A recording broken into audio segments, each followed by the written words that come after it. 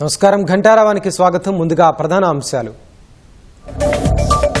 కాంగ్రెస్ నేతలు శ్రేణులతో నేడు ఖర్గే వరుస సమావేశాలు. స్థానిక ఎన్నికల్లో సత్తా చాటేలా దిశానిర్దేశం చేయనున్న అగ్రనేత.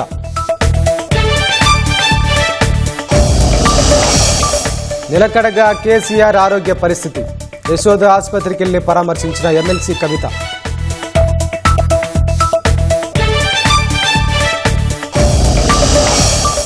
తెలంగాణ హైకోర్టుకు 4 న్యాయమూర్తులు. కేంద్రానికి సిఫార్సు చేసిన కొలీజియం.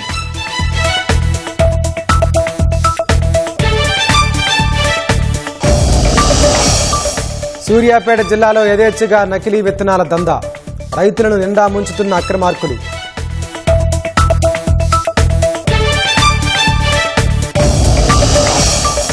నేడో రేపో భారత్ అమెరికా మధ్య వాణిజ్య ఒప్పందం. చర్చలు తుది దశకు చేరాయన్న కేంద్రం.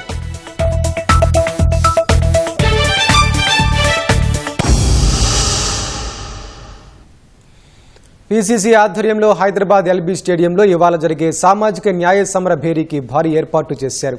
గ్రామ మండల కాంగ్రెస్ అధ్యక్షులతో నిర్వహించే సమ్మేళనానికి ఏఐసీసీ అధ్యక్షుడు మల్లికార్జున ఖర్గే ముఖ్య అతిథిగా హాజరు కానున్నారు. సీఎం రేవంత్ రెడ్డి, పార్టీ రాష్ట్ర ఇన్ఛార్జ్ మీనాక్షి నటరాజన్, కేసీ వేణుగోపాల్ తదితరులు పాల్గొననున్నారు. రాష్ట్రంలో త్వరలో జరిగే స్థానిక సంస్థల ఎన్నికల్లో అధికార పార్టీ సత్తా చాటేట్లు శ్రేణులకు ముఖ్య నాయకులు దిశానిర్దేశం చేయనున్నారు. స్థానిక సంస్థల ఎన్నికల ముందు నిర్వహిస్తున్న సామాజిక న్యాయ సమర భేరీ సభను రాష్ట్ర కాంగ్రెస్ ప్రతిష్టాత్మకంగా తీసుకుని ఏర్పాట్లు చేసింది. ప్రతి నియోజకవర్గం నుంచి 500 మందిని సమీకరించేలా పార్టీ శ్రేణులకు, ముఖ్య నాయకులకు దిశానిర్దేశం చేశారు. ఏఐసీసీ అధ్యక్షుడు మల్లికార్జున ఖర్గే ముఖ్య అతిథిగా హాజరు కానున్నారు. పీసీసీ అధ్యక్షుడు మహేష్ కుమార్ గౌడ్ అధ్యక్షత వహించనుండగా ముఖ్యమంత్రి రేవంత్ రెడ్డి, ఏఐసీసీ ప్రధాన కార్యదర్శి వేణుగోపాల్, పార్టీ రాష్ట్ర వ్యవహారాల ఇన్ఛార్జ్ మీనాక్షి నటరాజన్, ఉప ముఖ్యమంత్రి భట్టి విక్రమార్క, మంత్రులు, ఎమ్మెల్యేలు, ఎంపీలు, ఎమ్మెల్సీలు, జిల్లా, పట్టణ కాంగ్రెస్ అధ్యక్షులు, పార్టీ అనుబంధ సంఘాల నేతలు హాజరు కానున్నారు.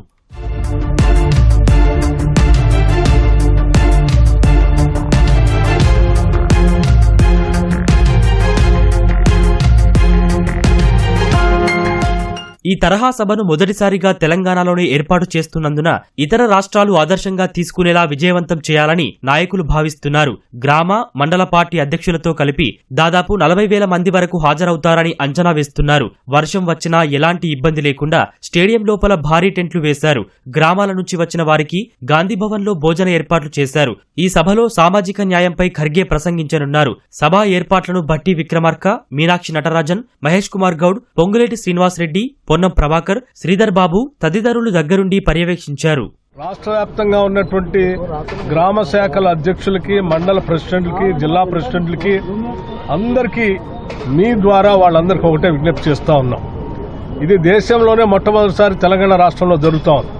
రేపొద్దున తెలంగాణ మోడలే దేశంలో అఖిల భారత కాంగ్రెస్ కమిటీ కూడా మిగతా రాష్ట్రాల్లో ఇటువంటి కార్యక్రమాన్ని అమలు చేయబోతా ఉంది. దేశ స్థాయిలో ఉన్నటువంటి అధ్యక్షుడితో కలవటానికి, మాట్లాడటానికి మొట్టమొదటిసారి మనందరికీ అవకాశం వచ్చింది. కాబట్టి మీరందరూ కూడా పెద్ద ఎత్తున తరలి రావాల్సిందిగా ఈ సందర్భంగా విజ్ఞప్తి చేస్తా ఉన్నాం.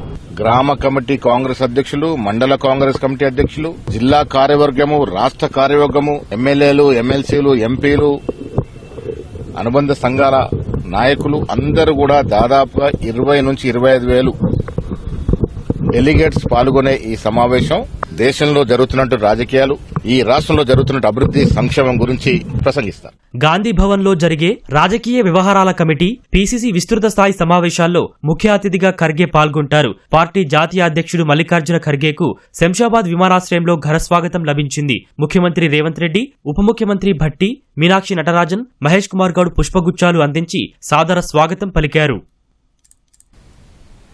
ఏఐసీసీ అధ్యక్షుడు మల్లికార్జున ఖర్గే, సీఎం రేవంత్ రెడ్డి, పీసీసీ అధ్యక్షుడు మహేష్ కుమార్ గౌడ్, ఉప ముఖ్యమంత్రి భట్టి పలువురు మంత్రులతో భేటీ అయ్యారు. తెలంగాణలో విద్యా, వ్యవసాయ రంగాలపై ఖర్గే ఆరా తీశారు.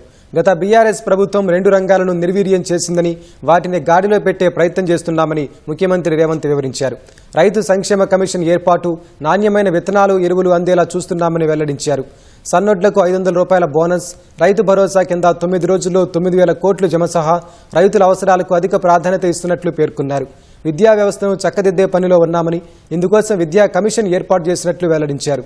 విద్యా, సాగు రంగాలు బాగుంటే సమాజం బాగుపడుతుందని ఖర్గే అభిప్రాయపడ్డట్టు కాంగ్రెస్ వర్గాలు వెల్లడించాయి. రాష్ట్రంలో యూరియా సమస్యపై స్పందించిన బీజేపీ ఎంపీ డీకే అరుణకు వ్యవసాయ శాఖ మంత్రి తుమ్మల నాగేశ్వరరావు ధన్యవాదాలు తెలియజేశారు. రబీ సీజన్ కోసం 12 లక్షల యూరియా కేంద్రం ఇచ్చినట్లు ఎంపీ చెబుతున్నారు. కానీ ప్రస్తుతం నడుస్తుంది ఖరీఫ్ సీజన్ అని గుర్తు చేస్తున్నారని చెప్పారు. ఎంపీ చెబుతున్నట్లు రబీ సీజన్కు కేంద్రం 9 లక్షల మెట్రిక్ టన్నులు మాత్రమే ఇచ్చిందని ప్రస్తావించారు.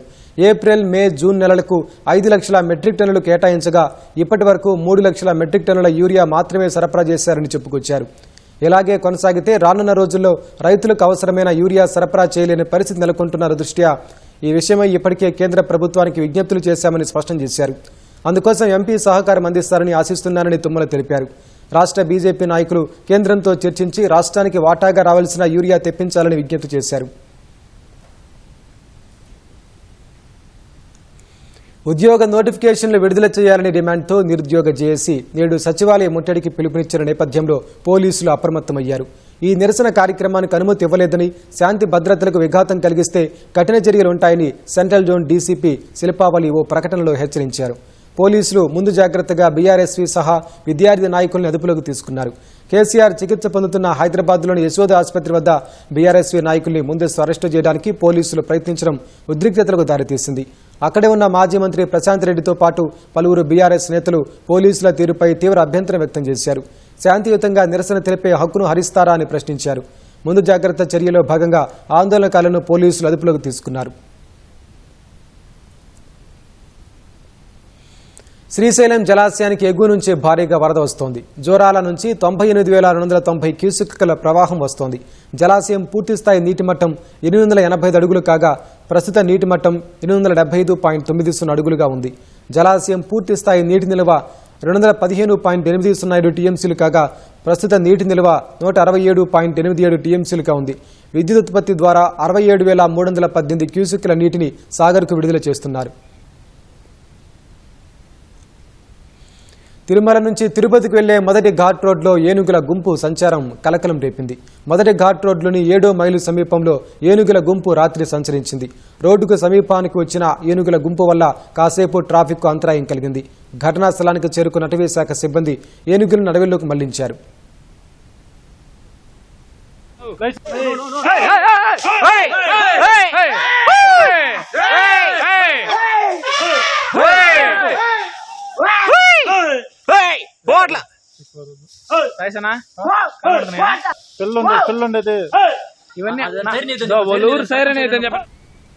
రాష్ట్రంలో ఏఐసీసీ అధ్యక్షుడు ఖర్గే పర్యటన సందర్భంగా గాంధీ భవన్లో భద్రత కట్టుదిట్టం చేశారు.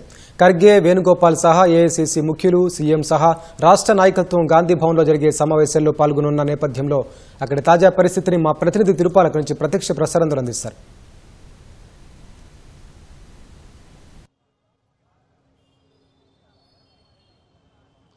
వెంకటేష్, మరి కొద్దిసేపట్లో గాంధీ భవన్లో పిసిసి రాజకీయ వ్యవహారాల కమిటీ సమావేశం జరగనుంది. అదేవిధంగా ఆ తర్వాత పిసిసి ఎక్స్టెండెడ్ కార్యవర్గ సమావేశం కూడా జరగనున్నది. ఈ రెండు సమావేశాలలో కూడా ముఖ్య అతిథిగా ఏఐసిసి అధ్యక్షుడు మల్లికార్జున్ ఖర్గే పాల్గొంటారు. అదేవిధంగా ముఖ్యమంత్రి రేవంత్ రెడ్డితో పాటు ఉప ముఖ్యమంత్రి బట్టి విక్రమార్క, ఏఐసిసి ప్రధాన కార్యదర్శి కేసీ వేణుగోపాల్తో పాటు రాష్ట్ర వ్యవహారాల ఇన్ఛార్జి మీనాక్షి నటరాజన్ కూడా ఈ సమావేశంలో పాల్గొంటారు. ఈ సమావేశాలు ఉదయం 11 గంటలకు గాంధీ భవన్లో మొదలు కానున్నాయి. దీంతో గాంధీ భవన్కు ముఖ్యమంత్రితో పాటు ఏఐసిసి అధ్యక్షుడు ఖర్గే కూడా వస్తుండటంతో పోలీస్ శాఖ అప్రమత్తమైంది. మొత్తం గాంధీ భవన్ కానీ గాంధీ భవన్ పరిసర ప్రాంతాలన్నింటి కూడా పూర్తిగా పోలీసులు తమ ఆధీనంలోకి తీసుకున్నారు. పటిష్ట భద్రత ఏర్పాటు చేశారు. ఎవరిని కూడా గాంధీ భవన్లోకి కూడా ఎవరిని గుర్తింపు కార్డు చూసిన తర్వాతనే పంపిస్తున్నారు. ఎవరిని కూడా అనుమతించడం లేదు. అక్కడ గాంధీ భవన్ సిబ్బందిని పెట్టి ఎవరైతే లోపలికి పంపమని చెప్పి వాళ్ళు చెప్తున్నారో వాళ్ళని మాత్రమే లోపలికి పంపిస్తున్నారు. పూర్తిగా ఆంక్షలు విధించారు. ఎక్కడ కూడా సామాన్య జనాన్ని ఎవరిని కూడా గాంధీ భవన్లోకి అనుమతించడం లేదు. అదేవిధంగా కార్యకర్తలను కూడా అనుమతించడం లేదు. ఎవరైతే ఈ పిఎస్సి అదేవిధంగా ఈ జనరల్ బాడీ మీటింగ్లో పాల్గొనేదానికి పేర్లు ఉన్నాయో ఆ పేర్లు ఉన్న వాళ్ళని మాత్రమే లోపలికి అనుమతిస్తున్న, మిగిలిన ఎవరిని కూడా అనుమతించలేదని చెప్పవచ్చు. మొత్తం మీద ఈ వేళ జరిగే ఈ పిఎస్సి సమావేశంలో కానీ లేక ఈ పిసిసి ఎక్స్టెండెడ్ కార్యవర్గ సమావేశంలో కానీ ముఖ్య అతిథిగా ఏఐసిసి అధ్యక్షుడు ఖర్గే పాల్గొన్నాడు. ఇలాంటి సమావేశాలు మొట్టమొదటిసారి జరుగుతున్నాయని చెప్పవచ్చు. జరగబోవు స్థానిక సంస్థ ఎన్నికలను దృష్టిలో పెట్టుకొని జరుగుతున్న ఈ సమావేశాలలో ఖర్గే నాయకులందరికీ కూడా దిశానిర్దేశం చేసే అవకాశం ఉన్నది. రాష్ట్రంలో కాంగ్రెస్ పార్టీ అధికారంలో ఉన్నది కాబట్టి రాబోయే స్థానిక సంస్థ ఎన్నికలను పూర్తిగా అధిక స్థానాలలో కైవసం చేసుకునే దానికి ఏ విధంగా ముందుకెళ్లాలి, ప్రతివ్యూహాలు ఎలా ఉండాలి, క్షేత్రస్థాయిలో పార్టీని ఏ విధంగా బలోపేతం చేయాలి తదితర అంశాల మీద దిశానిర్దేశం చేయనున్నారని చెప్పి పార్టీ వర్గాలు చెప్తున్నాయి. ఇక్కడ ఈ పిఎస్సి సమస్య రాజకీయ వ్యవహారాల కమిటీ సమావేశంలో తెలంగాణ రాష్ట్రంలో తాజా రాజకీయ పరిణామాలు, ఇతర పార్టీల బలాలు బలహీనతలు, ఆయా పార్టీల తీరుతెన్నులతో పాటు కాంగ్రెస్ పార్టీ స్థితిగతుల మీద కూడా పూర్తిగా సమీక్షిస్తున్నారు. కాంగ్రెస్ పార్టీ ఇప్పటికే గడిచిన 1.5 సంవత్సరముగా అధికారంలో ఉన్నప్పటికీ కూడా అనేక సంక్షేమ అభివృద్ధి పథకాలు అమలు చేస్తున్నప్పటికీ కూడా క్షేత్రస్థాయిలోకి తీసుకెళ్లలేకపోతున్న ఒక అభిప్రాయం ఉన్నది. ప్రభుత్వం చేపడుతున్న ప్రతి కార్యక్రమాన్ని కూడా గడప గడపకు తీసుకెళ్లాలా, అందుకు నాయకులంతా కూడా ఏకతాటిపై ఉండి ముందుకు వెళ్లాలని చెప్పేసి కూడా పార్టీ దిశానిర్దేశం చేయనున్నది. ఇప్పటివరకు మంత్రులు కానీ లేకపోతే ఎమ్మెల్యేలు కానీ లేకపోతే నియోజకవర్గ జిల్లా స్థాయి నాయకులు ఎవరు కూడా పూర్తిగా ఈ ప్రభుత్వ కార్యక్రమాలను గడప గడపకు తీసుకెళ్లేదానికి ప్రయత్నం చేయలేదన్న భావన ఏఐసిసిలో నెలకొన్నది. ఈవేళ జరిగే కార్యక్రమాలలో ప్రభుత్వం సంబంధించిన ప్రతి కార్యక్రమాన్ని ప్రతి ఒక్కరు కూడా ఓన్ చేసుకొని గడప గడపకు తీసుకెళ్లాలి, క్షేత్రస్థాయికి తీసుకెళ్లాలి. అప్పుడే పార్టీ బలోపేతం అయ్యేదానికి అవకాశం ఉంటుందని చెప్పేసి కూడా స్పష్టం చేసే అవకాశాలు కనిపిస్తున్నాయి. మరొక వైపు దేశంలో ఎక్కడా లేని విధంగా తెలంగాణ రాష్ట్రంలో కులగణన నిర్వహించారు. కులగణన నిర్వహించడంతో పాటు బీసీలకు 42% రిజర్వేషన్ అమలు చేయాలని చెప్పేసి కూడా చట్టం తీసుకొచ్చారు. అదేవిధంగా ఎస్సీ వర్గీకరణ కూడా జరిగింది. ఇవన్నీ జరిగిన నేపథ్యంలో ఇక్కడ జరుగుతున్న ఈ పిఎస్సి అదేవిధంగా జనరల్ బాడీ ఎక్స్టెండెడ్ కార్యవర్గ సమావేశంలో ఖర్గే పాల్గొంటున్నందున ఆయన ఏమేమి మాట్లాడగలుగుతున్నాడు, ఆయా అంశాల మీద ఏ విధంగా దిశానిర్దేశం చేయనున్నారు, రాబోయే కాలంలో ఏ విధంగా పార్టీని ముందుకు తీసుకెళ్లాలి, పార్టీని సంస్థాగతంగా ఏ విధంగా బలోపేతం చేసుకోవాలి తదితర అంశాలన్నింటినీ కూడా ఈ సమావేశాలలో చర్చించే అవకాశం ఉండాలి. అదేవిధంగా ఆయన దాదాపు 5 దశాబ్దాల పాటు రాజకీయ అనుభవం ఉన్న ఖర్గే ఇక్కడ సమావేశంలో పాల్గొంటున్నా ఆయన అనుభవం దృష్టిలో పెట్టుకొని క్షేత్రస్థాయిలో పార్టీని బలోపేతం చేసేదానికి ఎలాంటి సలహాలు సూచనలు ఇస్తారని అందరూ వేచి చూస్తున్నారు. మరొక వైపు మధ్యాహ్నం ఎల్బీ స్టేడియంలో కాంగ్రెస్ కార్యకర్తల సమావేశం ఉన్నది. గ్రామీణ ప్రాంతంలో గ్రామ అధ్యక్షుల సమావేశం ఉంది. ఈ సమావేశంలో ఖర్గేతో పాటు ముఖ్యమంత్రి, ఉప ముఖ్యమంత్రి అట్లాగే కేసీ వేణుగోపాల్ కూడా పాల్గొననున్నారు. ఇక్కడ కూడా క్షేత్రస్థాయి కార్యకర్తలకు దిశానిర్దేశం చేయనున్నారు. మొట్టమొదటిసారి దేశంలో ఎక్కడ ఇలాంటి సమావేశం ఏర్పాటు చేయలేదు. మొట్టమొదటిసారి తెలంగాణలోనే ఈ సమావేశం ఏర్పాటు చేస్తున్నారు. ఈ సమావేశంలో పూర్తిగా దిశానిర్దేశం చేసే అవకాశాలు ఉన్నాయి. Over to studio. సూర్యాపేట జిల్లాలో కేటుగాళ్లు యథేచ్ఛగా నకిలీ విత్తనాల దందా కొనసాగిస్తున్నారు. రైతులకు నాసిరకం పత్తి విత్తనాలు అంటగట్టి సొమ్ము చేసుకుంటున్నారు. అక్రమార్కులు ముఠాలుగా ఏర్పడి రైతుల్ని నిండా ముంచుతున్నారు. విత్తనాలు కొనుగోలు చేసే ముందు కర్షకులు 1కి 2 సార్లు పరిశీలించి కొనుగోలు చేయాలని పోలీసులు చెబుతున్నారు. ఖరీఫ్ సీజన్ ప్రారంభం కావడంతో విత్తనాలు, ఎరువుల కొనుగోళ్లు జోరందుకున్నాయి. ఇదే అదునుగా కొందరు డీలర్లు, వ్యాపారులు, దళారులు నకిలీ విత్తనాలను విక్రయిస్తున్నారు. నకిలీ విత్తనాలను పలు కంపెనీల పేరుతో ప్యాకింగ్ చేసి మార్కెట్లోకి తీసుకువస్తున్నారు. వ్యాపారులతో కుమ్మక్కై రైతులకు విక్రయించి మోసం చేస్తున్నారు. సూర్యాపేట జిల్లాలో సుమారు ₹1 కోటి విలువ చేసే 25 క్వింటాళ్ల నకిలీ విత్తనాలను పోలీసులు స్వాధీనం చేసుకున్నారు.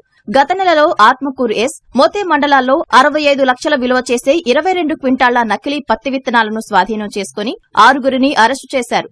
తిరుమలగిరిలో 4,62,000 విలువ చేసే 308 క్వింటాళ్ల నకిలీ పత్తి విత్తనాలు స్వాధీనం చేసుకుని 3గురిని అరెస్టు చేశారు. మరో కేసులో 10 లక్షల విలువ చేసే నకిలీ విత్తనాలను స్వాధీనం చేసుకున్నారు. కొందరు డీలర్లు, వ్యాపారులు, దళారులు ఆంధ్రప్రదేశ్ నుంచి జోరుగా నకిలీ విత్తనాలు తరలిస్తున్నట్లు పోలీసులు గుర్తించారు.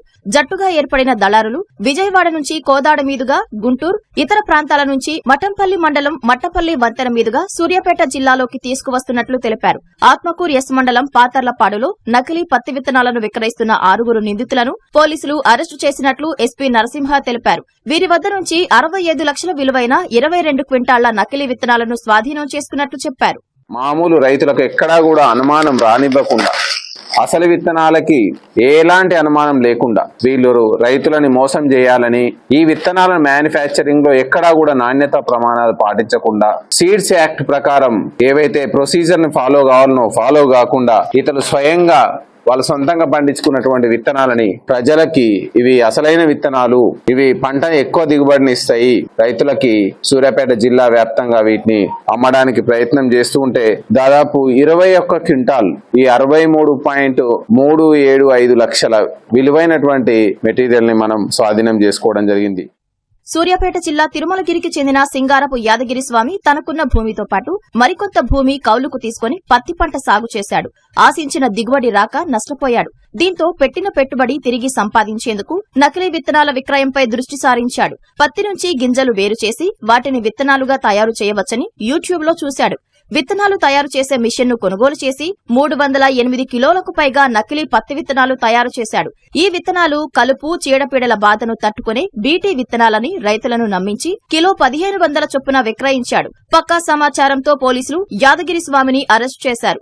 నిందితుని నుంచి 4,62,000 విలువైన 308 కిలోల నకిలీ పత్తి విత్తనాలు, ఓ motor, plastic drum, 15 sulphuric acid క్యాన్లను స్వాధీనం చేసుకున్నారు.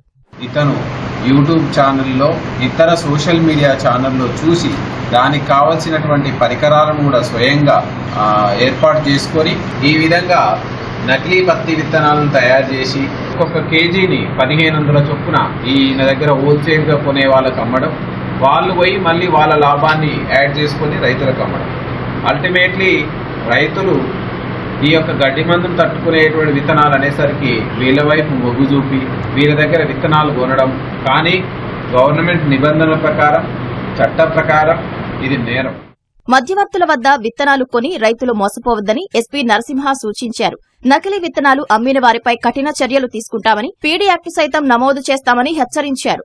నకిలీ విత్తనాలు వాడి పంటని వేసి పంట మీద ఎంతో ఆశ పెట్టి 6 గాలాలు పనిచేసి తర్వాత పంట పండక కుదేలైపోతున్నటువంటి సందర్భం. ఈ నకిలీ విత్తనాలను రాష్ట్ర ప్రభుత్వం కఠినంగా అణిచివేయమనేటువంటి ఆదేశాలు ఇవ్వడం జరిగింది. దానిలో భాగంగానే మనం రాష్ట్రంలోనే దాదాపు 25 క్వింటాల నకిలీ పత్తి విత్తనాలను మన సూర్యాపేట జిల్లాలో పట్టుకోవడం జరిగింది. వాళ్ళ మీద పీడీ యాక్ట్స్ కూడా ప్రపోజల్స్ రన్ చేయడం జరుగుతుంది. దాదాపు 3 కేసుల్లో 25 క్వింటాలు విత్తనాలను మనం సీజ్ చేయడం జరిగింది. సో దీని మీద చాలా సీరియస్గా ఉన్నాం. రైతులు ఎట్టి పరిస్థితుల్లోనూ దళారుల మాటలు నమ్మి ఈ విత్తనాలు తక్కువ ధరకు వస్తున్నాయని, తక్కువ క్వాలిటీ ఉన్న విత్తనాలను తీసుకొని మోసపోవద్దనేది అవేర్నెస్ తీసుకురావడం జరుగుతుంది. పోలీస్ ప్రజా భరోసాలో వీటి గురించి ప్రస్ఫుటంగా చెప్పడం జరుగుతుంది. స్వల్ప నీరసంతో ఆసుపత్రికి వచ్చిన మాజీ ముఖ్యమంత్రి బీఆర్ఎస్ అధినేత కేసీఆర్ ఆరోగ్యం నిలకడగా ఉన్నట్లు యశోద ఆసుపత్రి వైద్యులు తెలిపారు. కేసీఆర్ ఆరోగ్య పరిస్థితికి సంబంధించి ప్రకటన విడుదల చేశారు. బ్లడ్ షుగర్ ఎక్కువగా ఉండటం, సోడియం లెవెల్స్ తక్కువగా ఉన్నట్లు ప్రాథమిక పరీక్షల్లో తేలిందని, అందుకే ఆసుపత్రిలో చేరాలని సూచించినట్లు సీనియర్ వైద్యులు ఎంబీ రావు తెలిపారు. మిగతా అన్ని సాధారణంగానే ఉన్నట్లు పేర్కొన్నారు. కేసీఆర్ వైద్యుల పర్యవేక్షణలో ఉన్నారని, డయాబెటీస్ను నియంత్రించేందుకు, సోడియం లెవెల్స్ పెంచేందుకు మెడికేషన్ కొనసాగిస్తున్నట్లు వివరించారు. కేసీఆర్ చికిత్స పొందుతున్న ఆసుపత్రి వద్దకు బీఆర్ఎస్ నేతలు, కార్యకర్తలు తరలివచ్చారు. కేసీఆర్తో పాటు ఆయన కుటుంబ సభ్యులు ఉన్నారు.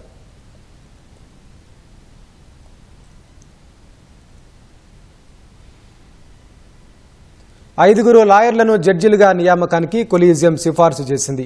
ఏపీ, తెలంగాణ హైకోర్టులకు జడ్జిలు నియమించాలని సమావేశంలో నిర్ణయించారు. న్యాయవాదుల కోటా నుంచి తెలంగాణ హైకోర్టుకు గౌస్ మీరా మొహినుద్దీన్, సుద్దాల చలపతిరావు, వాకిటి రామకృష్ణారెడ్డి, గాడి ప్రవీణ్ కుమార్ను కొలీజియం కేంద్రానికి సిఫార్సు చేసింది. మొహినుద్దీన్ స్వస్థలం హైదరాబాద్ బాలానగర్ కాగా, సుద్దాల చలపతిరావు జనగాంలో జన్మించారు. వాకిటి రామకృష్ణారెడ్డి యాదాద్రి జిల్లా కొండమడుగులో, గాడి ప్రవీణ్ కుమార్ నిజామాబాద్ జిల్లా భీంగల్లో జన్మించారు. ఏపీ హైకోర్టు జడ్జిగా తుహిన్ కుమార్ నియామకానికి కొలీజియం సిఫార్సు చేసింది. న్యాయవాదుల కోటా నుంచి తుహిన్ కుమార్ పేరును సుప్రీంకోర్టు కొలీజియం కేంద్ర ప్రభుత్వానికి సిఫార్సు చేసింది.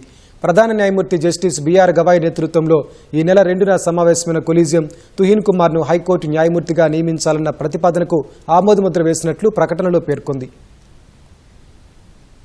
ట్రినిడాడ్ అండ్ టొబాగో ప్రధాని కమ్లా పెర్సాద్ బిస్సేర్ను బీహార్ ముద్దుబిడ్డగా ప్రధాని నరేంద్ర మోదీ అభివర్ణించారు. 8 రోజుల విదేశీ పర్యటనలో ప్రస్తుతం ట్రినిడాడ్ అండ్ టొబాగోలో ఉన్న ప్రధాని అక్కడ జరిగిన ఓ కార్యక్రమంలో ప్రవాస భారతీయులను ఉద్దేశించి మాట్లాడారు. కమ్లా పూర్వీకులు బీహార్లోని బక్సర్కు చెందిన వారిని, అక్కడి ప్రజలు ఆమెను బీహార్ కుమార్తెగా భావిస్తున్నారని చెప్పారు. బీహార్ రాష్ట్ర వారసత్వం ప్రపంచానికే గర్వకారణమన్నారు. ట్రినిడాడ్లోని పలు వీధులకు బనారస్, పట్నా, కోల్కతా, ఢిల్లీ వంటి పేర్లు ఉన్నాయని ప్రధాని తెలిపారు. ప్రస్తుతం ఇరు దేశాల మధ్య బలమైన స్నేహబంధం ఉందన్నారు. ఇక్కడే భారతీయుల సహకారంతో ఆ దేశం సాంస్కృతికంగా, ఆర్థికంగా, ఆధ్యాత్మికంగా అభివృద్ధి చెందుతుందన్నారు. ఈ సందర్భంగా ట్రినిడాడ్ అండ్ టొబాగోలోని 6వ తరం వరకు భారతీయులకు overseas citizen of India OCI కార్డులను ఇవ్వనున్నట్లు ప్రకటించారు. దీనివల్ల వారంతా భారత్లో ఎటువంటి పరిమితులు లేకుండా నివసించేందుకు, పనిచేసేందుకు వీలు కలుగుతుందన్నారు. అంతకుముందు ఆ దేశ ప్రధాని కమ్లాకు పవిత్రమైన మహాకుంభ జలంతో పాటు రామమందిరం ప్రతిమను మోదీ బహూకరించారు.